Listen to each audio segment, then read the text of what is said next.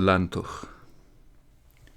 There are Lantuchs, my Aunt Yentl said. I wish there weren't. Actually, most of them don't do much damage, just the opposite. It all depends where they are and with whom. Aunt Yentl blew her nose into a batik kerchief. Even though she was telling the story, not reading it from a book, she wiped her brass-framed glasses. She nodded her head, and her bonnet, with all its ribbons and rhinestones, wobbled. Aunt Yentl was not a blood relative. She came from generations of villagers, innkeepers, bailiffs, dairymen. She had the high bosom, broad shoulders, and high cheekbones of a peasant. Her amber-coloured eyes were as mild as a dove's. Before Uncle Joseph married her, some gossiper told him that she was once a milkmaid. My uncle was supposed to have answered, "So it will be a trifische mixture of meat and milk." Aunt Yentl polished her glasses until they shone and reflected bits of the afternoon sun. Then she put them back into their case. "What were we talking about?" she asked. "Oh, yes, Lantuchs. There was a Lantuch living in my parents' home. He kept house between the oven and the woodshed. After we had to leave, he stayed. Lantuchs don't wander. Once they settle somewhere, it's forever. I never saw him. They can't be seen, you know. I was just a child when we packed up and left for Turbin, but my mother and my sister Basha treated him like one of the family. The Gentiles call him Domovic, a familiar spirit. Sometimes, when Basha sneezed, he whispered, Gesundheit. Bless you. We had a steam bath in the yard that had 2 stones on the floor. The Polish maid who served us used to bring logs, light a fire, and when the stones got hot, she poured buckets of water over them until the vapour became as dense as farina. I had to stay in the house at bath time. Why should a baby sweat? But on that particular occasion I refused to stay with my nanny, and I went with them.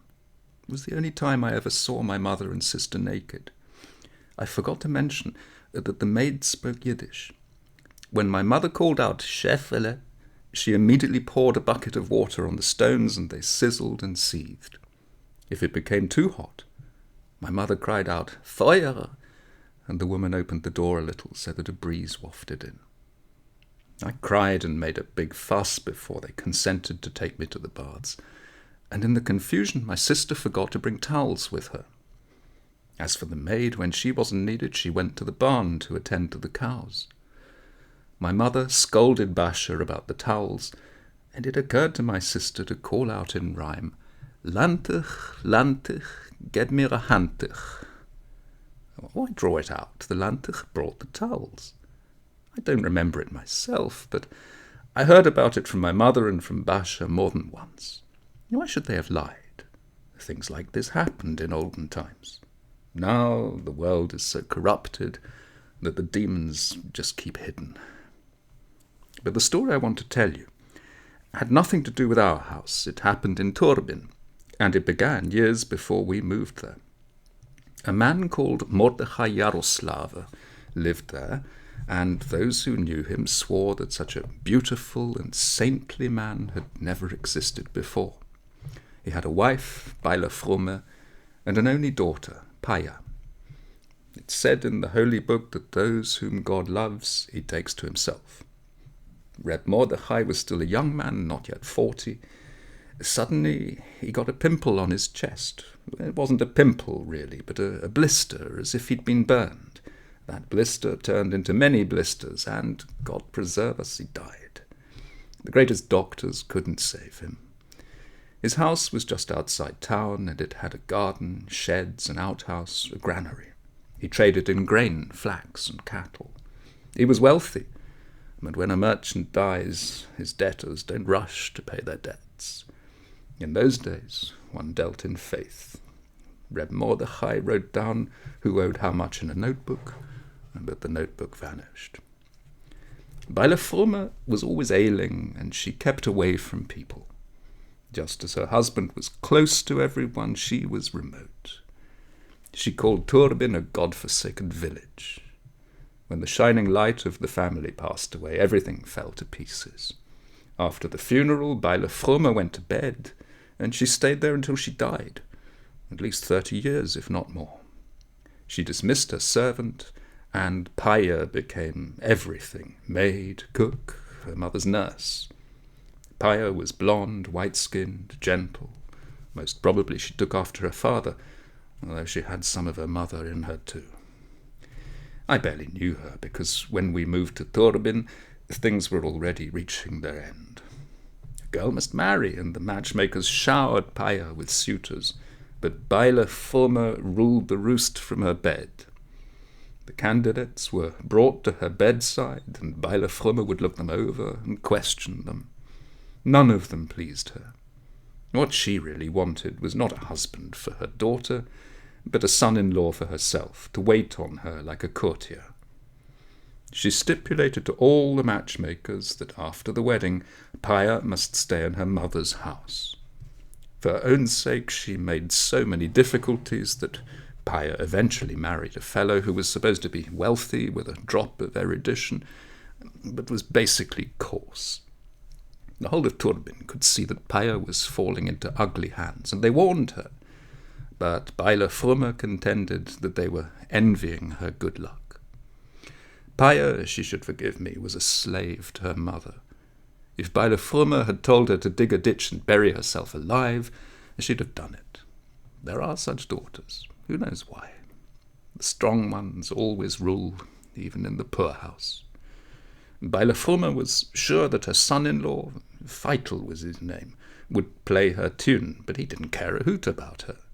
What he could sell he sold, and what he could steal he stole. He emptied out the house like a locust. Paia became pregnant and gave birth to a girl, Mirele, and everyone agreed that she was the spitting image of her grandfather. She lit up the house. But her father, that vulgar bumpkin, had his own calculations. When he realized that there was nothing more to rob, he divorced his wife and went God knows where. A divorcee with a child is not always unwanted merchandise. But now, Beile Frumme was not inclined to share her daughter with a man. She wanted her entirely for herself. Paia lost her courage. There are people who, once burned, never try again. Besides, what man would have wanted to be Beile Frumme's toady? A man wants a wife for himself, not a handmaid for his mother-in-law. And to make it short, Paia never remarried. Yentl had squandered everything, and for a while, mother and daughter began to sell their knitting. Paia worked as a seamstress. They owned their house, and in those days, food was dirt cheap. They had apples, pears, and cherries from the orchard. They rented a few acres of land out to a farmer, and he gave them part of the vegetables he grew as a rent. Nobody died of hunger in those days, but what sense is there to such a life? Suddenly, Paia got sick, and she did exactly what her mother had done. She took to bed. It happened years later. By then, Mirele was 7 or 8 years old. And here begins the story of the Lantuch. They had a Lantuch in the house, and he became the boss. You're laughing? This is no laughing matter. The whole of Turbin knew it. How else could a house with 2 sick women and a young child keep going? Even now, when I talk about it, ants run up and down my spine. Aunt Yentl shuddered. She looked at the shawl that was lying on the sofa and said, "Don't make fun of me, children, but I'm cold." Aunt Yentl wrapped the shawl around her, and for a while she was silent. She drew her brows together and seemed to consider whether or not she should go on with the story. She looked at me from the corner of her eye, as if to say, "How could a little boy understand these things?" My mother said, "Tell Yentl." Aunt Yentl stirred. I wasn't there, but the whole town couldn't have been crazy. There was a Lantuch in their house, and he took over. He chopped wood, carried water from the well, at night, never during the day. In the winter he heated the stove. I said before that they aren't visible, but this one was seen. That winter there was a blizzard in Turbin. Even old people couldn't remember anything like it. Snow dry as salt falling in heaps. Roofs collapsed. It was actually more like hail. Houses were snowed under, and it took days to dig them out. Turbin had a charitable group which called itself the Guardians of the Sick, made up of strong men, coachmen, butchers, horse dealers. When someone got sick and needed care, they would go and help out. During the storm, the townspeople suddenly remembered Reb Mordechai Yaroslava's family. Mottel Benzes, one of the guardians, a giant of a man, went to see what was going on. The whole house was buried in the snow. Only the chimney stuck out. What a job. He started to dig his way toward the house. As he dug, he heard a grating sound from the other side of the snow. Someone was digging his way out. Who could it be? Finally, he cleared a space and saw a little man, broader than tall, wearing a tasseled cap, wielding a shovel 3 times as tall as he was. Dusk had fallen. Mottel Benzes tried to talk to the little man, but he stuck his tongue out and it stretched to his navel. In a second he vanished, and his shovel fell on Mottel Benzes. It was the Lantuch. Later, Mottel Benzes went to the rabbi and told him what had happened. The event was recorded in the community ledger. Somehow, Mirele managed to grow up. Don't ask me how. Children survive in gypsy wagons in robbers' caves. One day she was a child, and the next day she shot up and was a grown-up. Her mother Paya had been known to be a recluse from girlhood. She never mixed with the other girls, and besides, Baile Frummer had discouraged any socializing. But Mirele was gay and outgoing. She sang and danced. In the winter, she and her friends got together to chop cabbage, pickle cucumbers, and shell peas. In the summer they went to pick mushrooms and berries from the forest. She taught herself to sew and crochet, as well as to embroider on canvas. They asked her, "Is it true that a Lantuch lives in your house?" And she would ask, "What's a Lantuch? I've never even heard the word." They asked her, "Who manages your household?" And she would reply, "We manage." The girls asked to be invited to her house for dancing, and of course they wanted to see what went on. But Mirele would say laughingly, "My grandmother doesn't like to entertain." The townspeople tried to figure it out. Even if they had tucked away a nest egg, it should have been used up a long time ago. Who did the cooking? And who was taking care of Mirele's clothing? She was dressed like the daughter of a squire, and her cheeks bloomed. Someone must have been giving her pocket money. She often went to Brina the baker and bought herself buckwheat pretzlach. She always had a few groschen for games with her girlfriends. The house was built so that you couldn't look through the keyhole or the windows. To get to the door, you had to go through a yard and walk up a stoop. There were always stray dogs around their yard. Probably they belonged to the tenant farmer, or they were mongrels the dog catcher had missed. Mirele answered anything you asked her, but no one ever got the truth. "Who cooks for you?" she would be asked, and she'd answer, "My mother." "Does she get out of bed?" "Once in a while," she would say. "Why doesn't she go to a doctor?" Mirele would answer, "She's too lazy," smiling as if it were a joke. In a small town, everyone knows what's cooking in every pot. Everyone knew that uncanny things happened in that house. Well, Mirele grew up to be a dazzling beauty. The boys went into fits about her. Matchmakers flocked around, but they could never get to Baile Frummer or Paya. The door was always locked and chained. The matchmakers tried to speak to Mirele herself, but she replied, "What do I know?" "So how will the cat ever cross the water?" they asked, meaning, how would she ever get married? And she replied, "So the cat will stay on the other side." In a little town, maybe in a big town too, you can't cut yourself off from everyone. If you set yourself apart from the community, they start maligning you. People began to say that the evil one was actually the head of the family. If he chopped wood, carried water, and was able to dig the house out of the snow, then maybe he was more than just a servant. Mirele was not the innocent girl she appeared to be. My dear ones, people began to draw away from her. The girls refused to walk with her on the Sabbath. The matchmakers stopped proposing matches.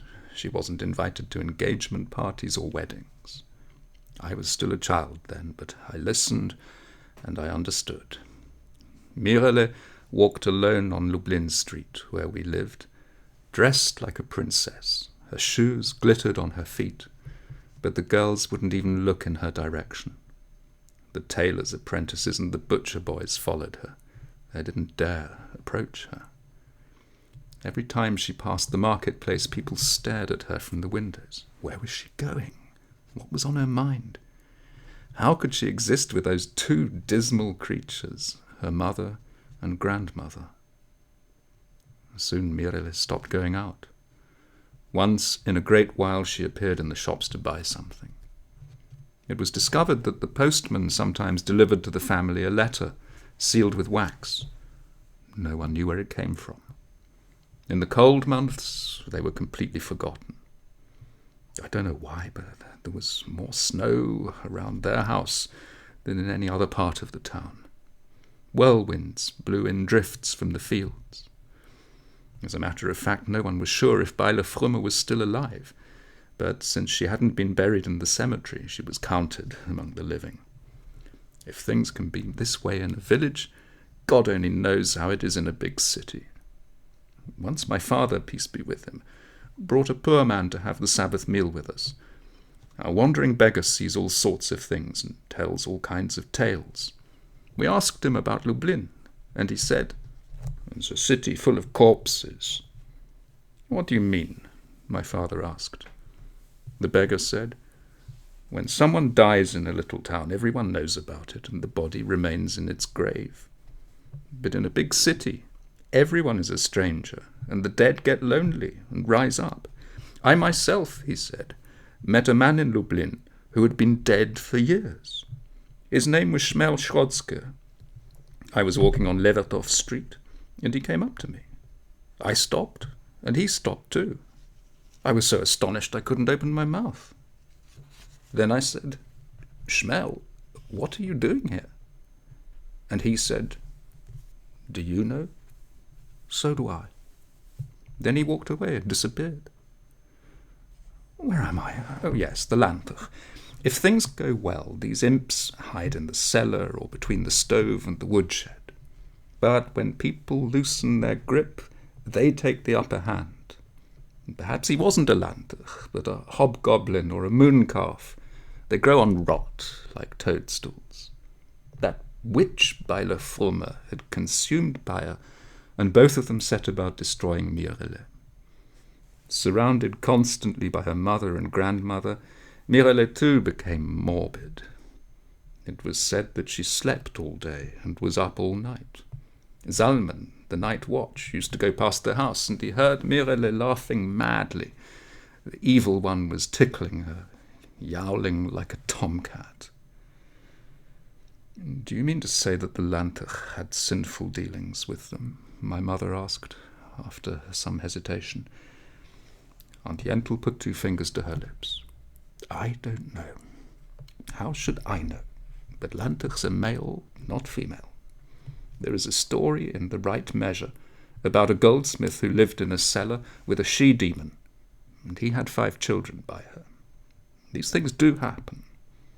Why would 3 women stay alone without husbands? And if Turbin was too small for them, why didn't they sell the house and move somewhere else? God spare us what people can get used to. That Beile Frumme was wicked. Even while her husband was alive, strange things were said about her. She kept 2 black cats and was seen gathering herbs in the fields at full moon. She could cast spells, too. Poor Paya had no will, but the Mirele succumbed surprised me. The truth is that if you offer the devil a finger, he grabs the whole hand. It was said that the Lantuch danced and sang for them and did somersaults. Someone heard him reciting rhymes like a wedding jester. They had a huge bed, and it was said that they all slept there. I don't even want to think about it. Bailefrome and Mirele never visited the synagogue. Paya used to come on Rosh Hashanah for the blowing of the ram's horn. Once I saw her there. Her face was covered with warts. One of her eyes was as large as a calf's, and the other was half closed. She seemed to have become deaf because people talked to her and she didn't answer. One night after Sukkot, someone knocked at Wolf Kashtan's door. Turbin had a fire brigade and Wolf was their chief. They had a wagon, a worn-out mare, and a beat-up water barrel. It was in the middle of a cold, wet night. Wolf Kashtan opened the door, and outside stood a freak, neither man nor animal, half dog, half monkey, with elf locks and matted fur. "What do you want?" Wolf asked, and the freak squeaked, "There's a fire at Bailefrome's." Then he dissolved into the fog. And by the time Wolf Kashtan harnessed the horse and filled the water barrel, Bailefrome's house was a heap of ashes. All 3 women were burned to coal, and there was nothing to bury. From what Wolf Kashtan said about that monster, it was clear that it was the Lantuch. "How did the fire start?" my mother asked. "Who knows?" "Maybe the Lantuch kindled it," my mother said. "If he did," Aunt Yentl asked, "why would he have gone to the firehouse?" My mother pondered for a long while, and then she said, "Demons, like people, get caught in their own traps. Maybe the Lantuch had enough."